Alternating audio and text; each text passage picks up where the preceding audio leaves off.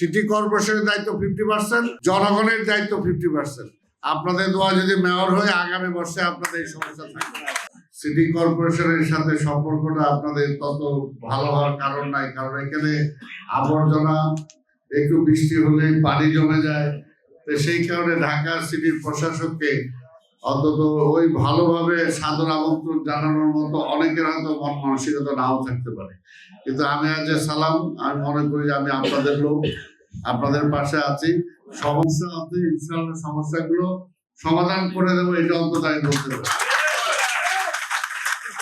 কারণ মানুষ পারে না এমন কোনো কাজ নাই, এমন কোনো কাজ নাই। কাজে আমি বলেছি যে এটা হয়তো 1 মাস 2 মাসে সম্ভব না, কিন্তু 1-2 বছর অবশ্যই সম্ভব।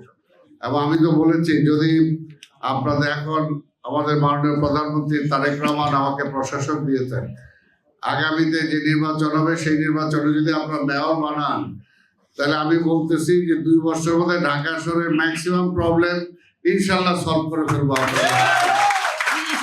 এটা সম্ভব। এর আগে এখানে আমি আসছিলাম, বৃষ্টি হয়েছিল, সেসব পলাশ কোথায় গেল, ও বলছিল আমাকে, তারপর আসছিলাম সেখানে। আসার পরে আপনাদের সাথে কথা হয়েছে, প্রবলেম গুলো দেখেছি। তো এখানে আজকে এখানে আমার সভাপতিও বক্তব্য দিয়ে গেল, সেও জানে, সে আপনাদের এলাকার লোক, জাহাঙ্গীরও জানে, এরাও সবসময় বলে।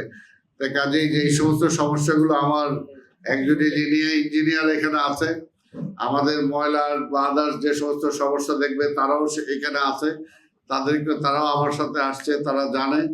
এবং আপনারা বলছেন, যেটা শাফি যেটা বললো, যে আপনারা পাবলিক টয়লেটের কথা বলছেন। জয়, এখানে কি পাবলিক টয়লেটের জায়গা আছে কোথাও?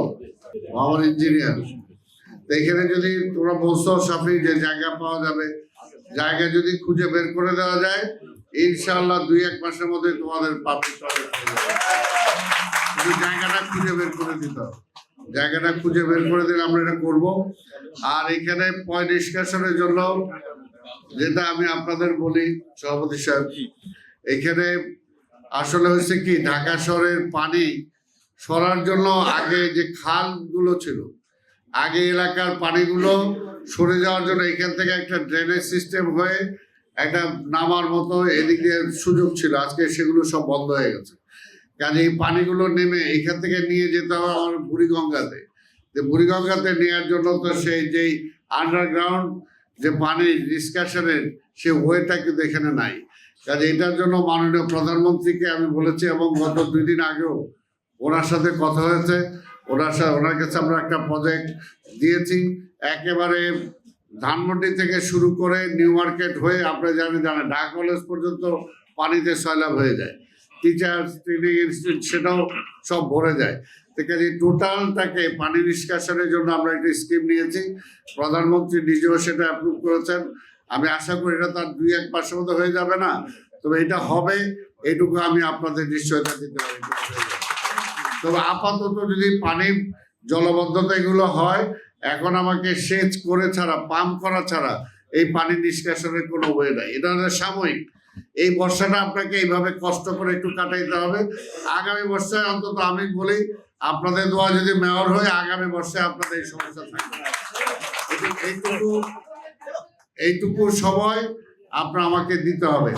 তো কাজেই আমি অনুরোধ করব আপনাদেরকে সবাইকে, এলাকাবাসীকেও, যে ময়লাটা যেখানে ফেলার সেখানে ফেলতে হবে।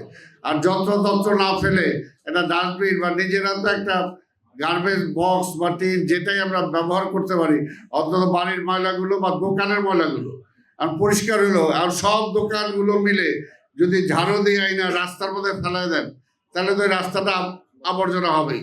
এবং এইগুলোই সারাদিন দেখা যায় যে এই আবর্জনার মধ্যে পুরা গাড়ি ঘোড়া চলে, এই আবর্জনাগুলো ছড়ায় যায়। তো কাজে এইগুলো একটা আপনাদের ডিসিপ্লিন আনতে হবে। এইগুলো আনার জন্য কিন্তু সিটি কর্পোরেশন পাহারা দিতে পারবে না। এটার জন্য আপনাদের মতো এই যে হৃদয়ে, এলিফ্যান্ট রোড, এই ধরনের সংগঠন দরকার। সিটি কর্পোরেশনের দায়িত্ব 50%, জনগণের দায়িত্ব 50%। যদি এই 100% হয়, আমরা যার যার দায়িত্বটা পালন করি, তাহলে ঢাকা শহর অপরিষ্কার থাকবে না।